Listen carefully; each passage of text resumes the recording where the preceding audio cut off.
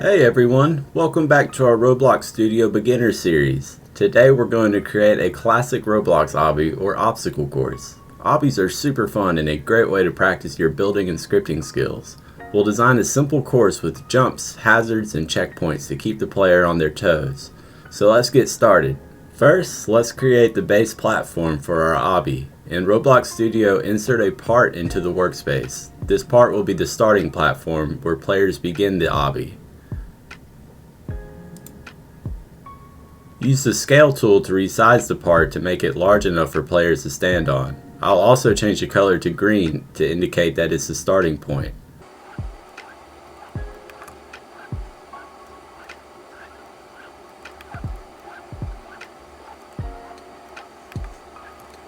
Make sure to anchor this part so it stays in place. In the Properties window, check the Anchored box. This step is important for all the parts in your obstacle course.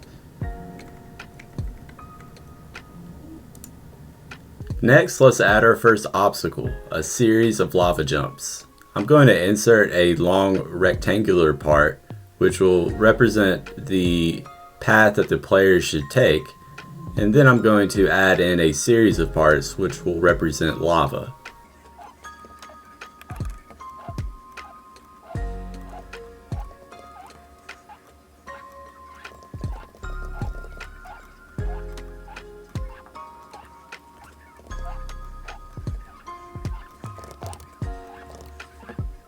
Once I've got my first lava made, I'm just simply going to... Actually, I'm not going to do anything. We will write the script for this first lava piece and then we will duplicate it. That way we don't have to write the script multiple times. Be sure to change the color to red so it represents lava. And be sure to anchor it. That way if we do accidentally touch it, it won't move. And now let's add a script to make the platform deadly when the player touches it. So click the plus button on your lava, select script, and I am going to rename it to be lava script. First thing we want to do is get a variable to our lava part. And then we need to connect a function to the touched event of the lava part. We want to check to see if a humanoid is touching the part.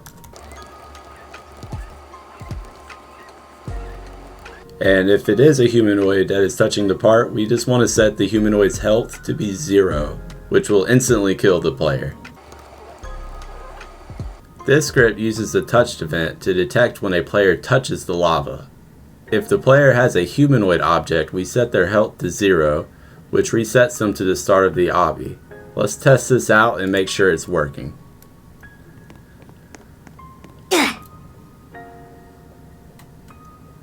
Excellent.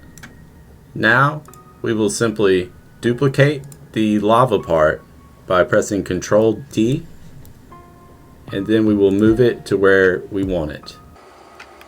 We will repeat this step multiple times until we fill up the path with lava parts.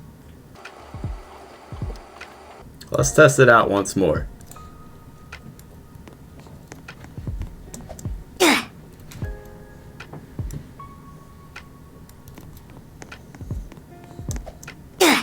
It looks like the lava part may be a little bit too wide. Let's delete the parts that we duplicated. Let's select the original piece and let's scale it down so it's not quite so wide.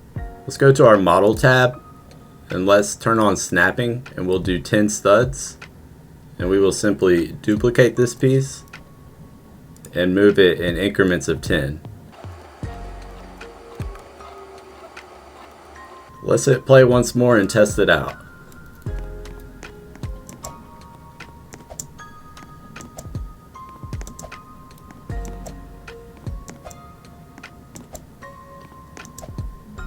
Awesome. Now let's make the obby more interesting by adding a moving platform. Insert another part, resize it to make a flat platform, and position it in the path of the obby.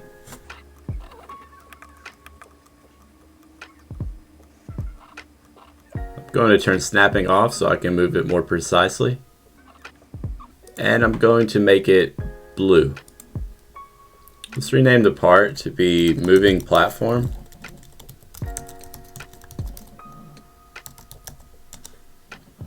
And let's add a script to the moving platform. We will also rename that script to be moving platform script. So in our script, we need to get a variable reference to the platform. Then we want to get a variable for the starting position. Then we want to create a variable for the end position. And to do that, we'll just take the platform's position and add 50 units.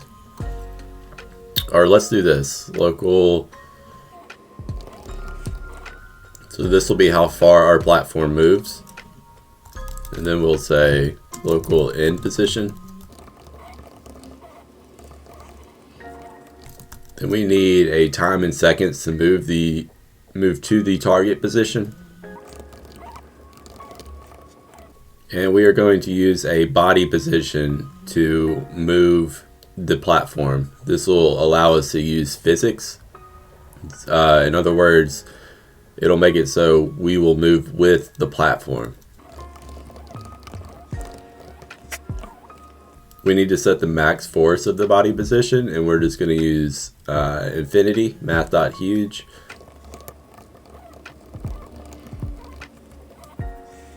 And we need to set the body position's parent to the platform. And now we need a function to move the platform. And inside of that, we'll use a while loop, which will just continuously run.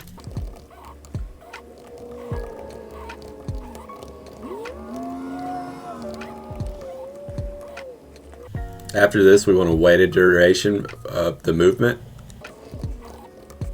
And then we want to reverse the direction. And then we simply want to call our function to start moving the platform. And if we press play to test it, we will see the platform moving. Let's make sure we can move with the platform when we're standing on it. All right, excellent. So we are moving with the platform and everything is working as intended. This script uses a body position to move the platform back and forth between two positions. Since the platform is not anchored, it will carry any player standing on it with physics accuracy. You can change the distance by adjusting the move distance and control the speed by modifying the move duration. Now, when the player steps onto the platform, it moves smoothly, taking the player along with it thanks to the physics interaction provided by body position. This creates a fun and dynamic obstacle in your course. I'm actually going to go to the moving platform script and double this to 100 so it moves a little bit farther. And let's try to keep tabs on where exactly it moves to, and then I want to add another one of these white platforms where it moves to. So I'm actually just going to count how many squares it's moving to. 1, 2, 3, 4, 5, 6. So 25 units. Now let's go back here and then let's rename this so we know what it is, and this will be path 1. Let's duplicate this, call it path 2. 1, 2, 3, 4, 5. 3, 4, 5.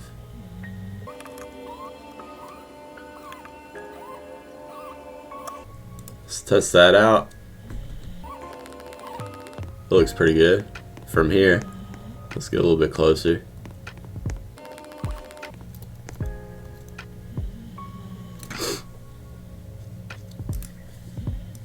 That looks good. So now I'm going to create a speed boost pad, and I'm going to put it right here. This is something we did in the last video, but we're bringing it back to do it in this one because we really want a speed boost pad for our obby. Click part to insert a part. Scale it up to the size you want. I'm going to change the brick color to be orange, and I'm going to anchor it. I'm going to rename it to be speed boost pad, and we're going to click the plus icon and select script to add a script. Let's rename the script to be speed boost pad script, and I'm just going to type it out and then I'll explain it. This is something we did in the last video. I'll make that video appear as a card up in the top right corner right about now. And yeah, so let's just type this script and then I'll explain it.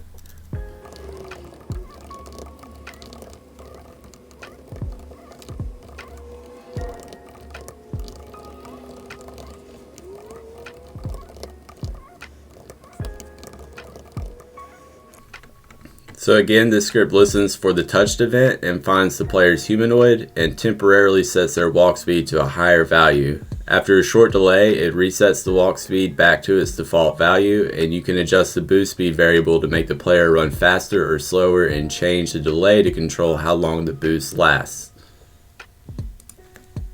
So something else I want to show y'all is if you move the camera to where you want to start, and then click this down arrow under the play button, you can do play here, and it should make you appear wherever the camera is. So let's see if it's working. It is. So there's our speed boost, and let's do this. Let's add some more lava. So I'm going to just duplicate one of these.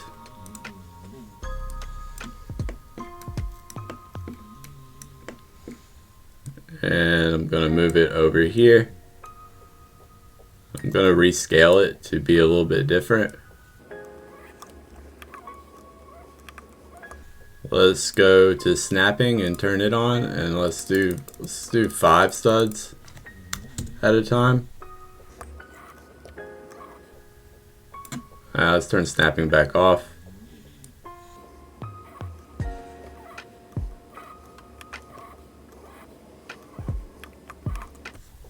Let's go back and let's hit play again.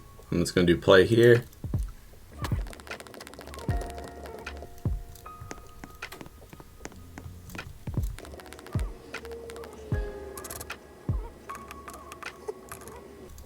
We need to anchor this path too. And we probably need to anchor path 1 as well. We did. So yeah, that is working the way we want it to work. Now let's bring back our jump pad. So I'm going to click part to add a part. Let's rescale it. Going to change the color to be black. Let's rename the part to be jump pad. Let's add a script. Let's rename the script to jump pad script. Again, this is something we did in the last video. I'll make it appear in the top right corner right here. And so yeah, I'll just write the script and then I'll briefly explain it.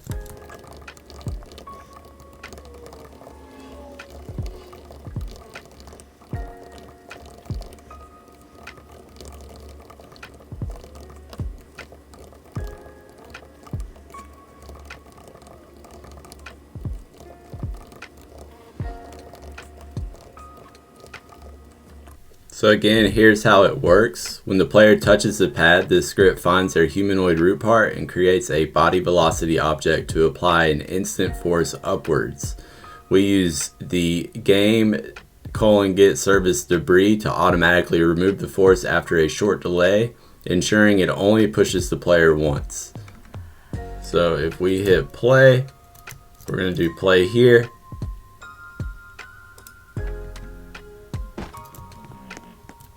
And we jump. It's like a trampoline.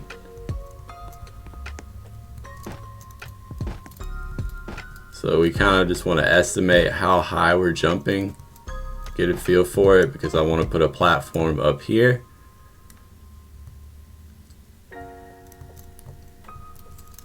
So let's grab our path 2 and let's duplicate it. And let's move it into position. Let's rotate it 90 degrees.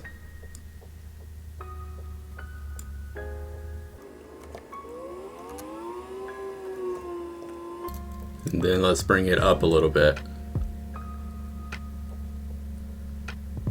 Actually, let's bring it up to there, and we're gonna have to make it jump higher, so let's do jump force of 100. And then let's play here.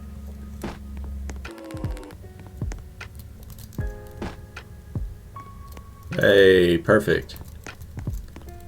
Now let's add a checkpoint for our obby. So we're going to insert a new part. We're going to position it as a checkpoint.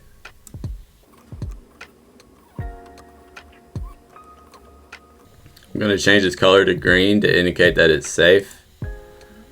And let's rename the part to be checkpoint. And let's add in a script. We will call this checkpoint script. We need to get a reference to the part itself. So then we want to use the touch event. And we need to get a variable for our player. And if we find a player, then we want to change its respawn location to be the checkpoint. Now, when we touch this checkpoint, which we also need to anchor, by the way, it should change our respawn location to be that checkpoint. So, let's just do this. Let's get rid of the base plate. And while we're at it, just to make it look a little bit better, I've found if you go to lighting and you delete the sky, it looks a little bit better to me. So I'm going to just do a test run of the obby. I'm going to hit play. And I'm going to let it kill me one time. Make sure I respawn there. Now let's try to complete the obby. Or at least just get to the checkpoint, and I screwed up. Okay, let's do this.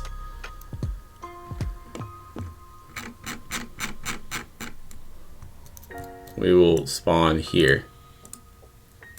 And now, if I touch this, okay, so our script should be fine. What we need to do though is we need to not make this a part. We need to make it a spawn location. So I should have known that.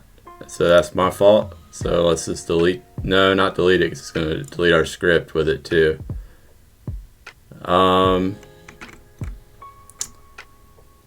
Yeah, we'll just add in. If you go to the model tab, you can just add in a spawn location right here. Let's get our camera on it. So. And actually, let's move it out of the way. And click spawn. You can move it and you can scale it, I believe. Yeah. So scale it how the previous part was. Let's rename it to checkpoint. Let's change its color to be sea green.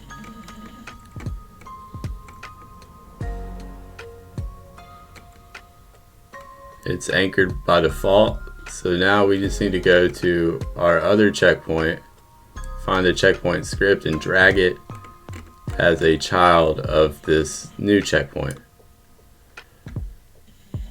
Let's get rid of the old checkpoint.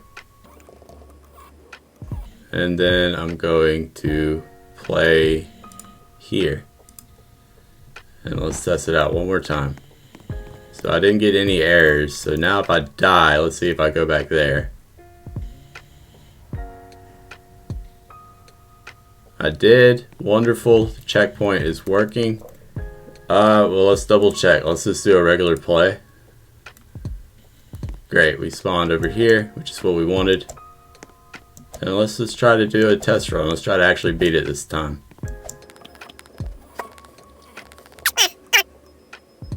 Wait, did I just spawn in the air?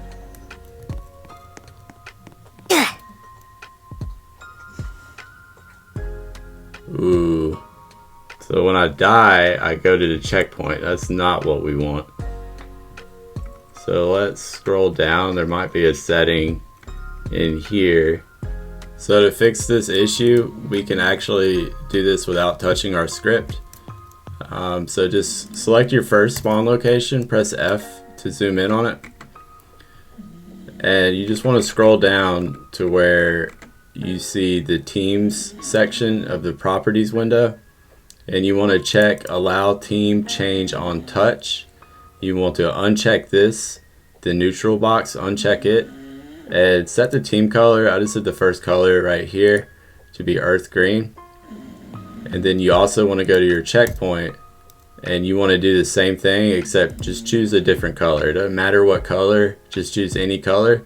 I just decided to go in order, so I just chose the second color. And yeah, make sure the neutral is unchecked and allow team change on touch is checked. And then now when you press play, it should spawn you at the first one. And when you touch it, it's going to change the team that your player's on to be that team that we set. And so what happens is if you die, you just go to where your last checkpoint was, where you go to the color of your team's checkpoint, which is, since we touched it, is the whatever color green that is. And so let's try once more to get to our checkpoint.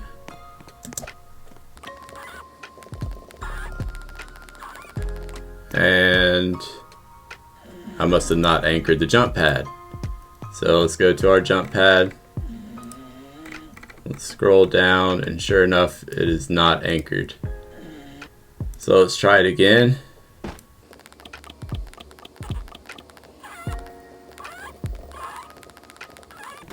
Let's jump up here.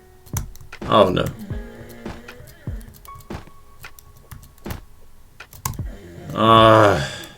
So let's crank this up to like 125. And I'm pretty sure this is working. I just gotta make sure.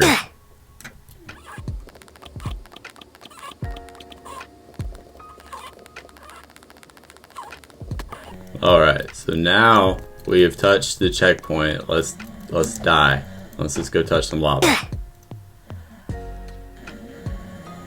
And we are spawned back on our checkpoint. So yes, it is working now. So anytime you want to add a checkpoint now, you just use that script. I don't even know if we need the script anymore, to be honest with you. So yeah, let's just right click the jump pad script and hit disable scripts. Not the jump pad. Let's right click the checkpoint script. And let's disable the scripts.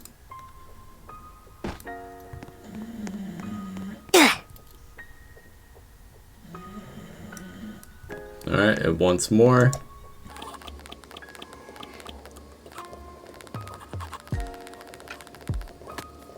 Alright, and then if we die,